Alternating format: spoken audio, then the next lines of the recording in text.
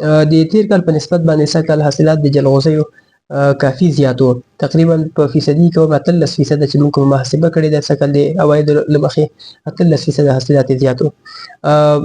زیاتوالی یې په دې و چې یو خو د جلغوزي طبیعي خاصیت دا دی چې یو کال حاصلات زیات ورکوي بل کال حاصلات طبعا کم وي. نو د تیر کال په نسبت سږکال هغه طبیعي خاصیت له کبله د دې حاصلات زیات وو. بل سبب دا دی چې تیر کال موږ خلکو ته د جلغوزیو د رفاه حاصل په وخت کې عامه پوهاوی کړی و، ځکه جلغوزی داسې یو خاصیت لري چې د آینده کال غوزه سږکال تولیدوي. که چېرته دا په بې احتیاطۍ سره رفاه حاصل شي نو هغه غوزه هم د سږکال حاصل سره له منځه ځي.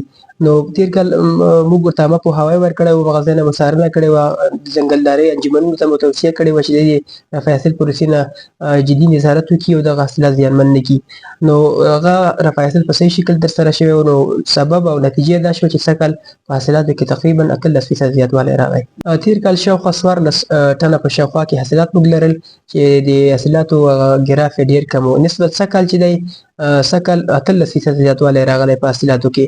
یعنې دغه که موږ مجموعه هغه کړو نو د 25 ټنو څخه حاصلات زیاتېږي په لغمان ولایت کې جلغوزیو. په 3 ولسوالیو کې تولیدېږي، البته په 4 ولسوالیو کې چې په دولت شاه ولسوالي، الیشنګ او الیګار، همداسې په بادپخ کې د ګړوچ په نامه قریه کې تولیدېږي. په مرکز کې هم په یو کلي کې چې هغه د کرنج خاکزار په نوم دی، هلته هم موږ د جلغوزیو حاصلات لرو. خو نسبتا په دغه ګړوچ ساحه کې چې بادپخ مربوط دی، همداسې په مرکز کې چې کرنج کلی یا قریه ده، دلته نسبت تولیدات کم دي هغه 3 ولسوالیو ته.